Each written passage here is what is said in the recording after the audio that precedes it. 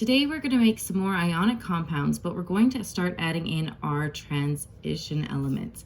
So let's first just review over here in our alkali metals. When we look at, say, lithium, we have our chemical symbol of Li, we have our chemical name, lithium, we have our atomic mass, which is 6.94, which is all those isotopes put together. We have our atomic number of 3, which tells us our number of protons. And then underneath here, we have lithium plus, Li plus, and lithium. This down here, this is our ionic name and our ionic charge. So this is what we have for our cation ions or our positive ions to make our charges. Now, when we go to our non-metal side, for example, if we look at oxygen, we have the same thing in that we have our chemical symbol of O, the chemical name oxygen, 16.00 being our atomic mass, 8 being our atomic number, which is also our number of protons, and then down at the bottom we have the charge. So O2 minus, meaning our anion will have 2 extra electrons, making it a 2 minus charge, and the ionic name, which is oxide. So all of the non-metals change their last name or the ending of their name to IDE when they become ions. What we haven't talked about yet are these transition elements in the middle, which I've kind of highlighted in green for you to notice that these ones have 2 different ionic charges. So they have, for example, cobalt has a cobalt 2 plus and a cobalt 3 plus. So when we were talking about chemicals and the periodic table last week, you in grade 9 only need to know those Bohr elements up to number 18, which is argon. However, you do need to know how these elements above 18 work. You just don't have to draw their Bohr diagrams. And the reason is the Bohr diagrams become much more complicated and have many different layers in them, which allows them to have these 2 different charges that you're seeing. So you just need to be able to make an element using those charges. So we're going to do that right now. We're going to write these out. So let's start with iron, because iron is kind of a common one here. So iron is Fe. This is iron. Now iron has a choice of being 3 plus or iron 2 plus. Now, when you're actually writing out the words, you'll notice, and they're given to you here, so you do not have to memorize them, but you do need to add that part in. So it says iron, and then it has a bracket and 3 in the bracket, or iron 2 in the bracket. So when you're writing the name for these multivalent, which means they have more than one, multi meaning more than one, valent meaning outside electrons, more than one choice for these. So when you have a multivalent, you have to say which charge you're using with Roman numerals.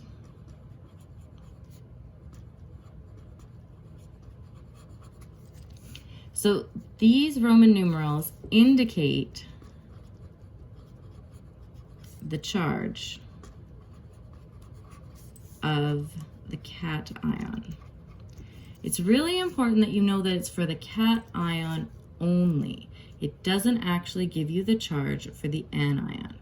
So you can take iron and use either iron 2 or iron 3 and actually make 2 different chemicals using the same anion, or you're the same negatively charged ion.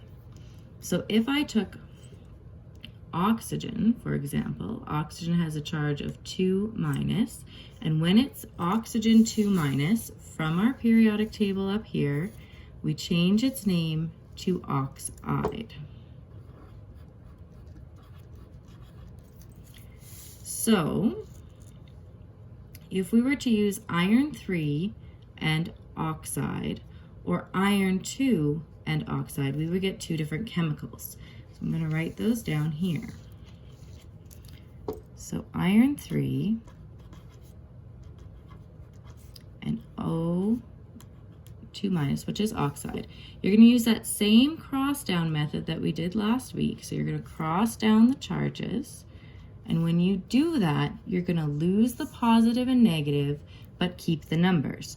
So you've got Fe2O3. So the 3, the charge from the iron, comes down and goes as a subscript to the oxide, and the charge from the oxide comes down and becomes a subscript to the iron. Because these two numbers are not divisible by any number other than 1 that is common, we leave our compound like this and we name it using the ionic names from the periodic table. So iron 3 oxide. Now, it's really important that you remember that this this Roman numeral comes from the charge, not from the subscript. So it comes all the way back up to here. If you use the same one and instead do iron 2 and oxide, you will notice that Fe2 and O2 would cancel each other out, meaning they're both divisible by 2. So because these are both divisible by 2, they would cancel each other out, and you'd be left with FeO. Now here, you would again come back up to the charge and write iron 2 oxide. Now the only thing I left out was our little solid, because all ionic compounds are solid at room temperature. So we're just getting in the habit of writing that, because next year in grade 10, that's going to be very important. So this is how you're going to write your compounds for transition metals. I'm going to do another one to make sure that you've got it. I'm just going to slide back so we can see here. Let's take copper. So when you're looking on the periodic table here, another important thing to note is that the top one up here, your top multivalent charge, this is the most common. So if you're not sure which one to use, you're always going to use the top one. So your most common's at the top, and then your next optional charge comes down underneath. So we have copper 2 being the most common, and copper 1 being the next, or the least common. So we're going to come down here and we're going to make our copper 2 and our copper, what should we make this with? Copper 2, let's do chloride. And then we'll do copper 1 chloride after. So copper is Cu, and then I use the charge that's given in the bracket. So 2 plus. Chloride is Cl1 minus from our periodic table. Remember, when you're looking for chloride, you're looking for the ion name. So it will be at the bottom. The top name is chlorine. It changed its name when it became the anion. So copper 2 chloride, Cu2 plus, Cl1 minus. We're going to change or cross over our charges, giving us Cu1, Cl2. And then, because in chemistry we never write the ones, we would write it again for our fully proper chemical compound as CuCl2 and adding in our solid. This would be copper 2 chloride. To do copper 1 chloride, I'll change my pen again.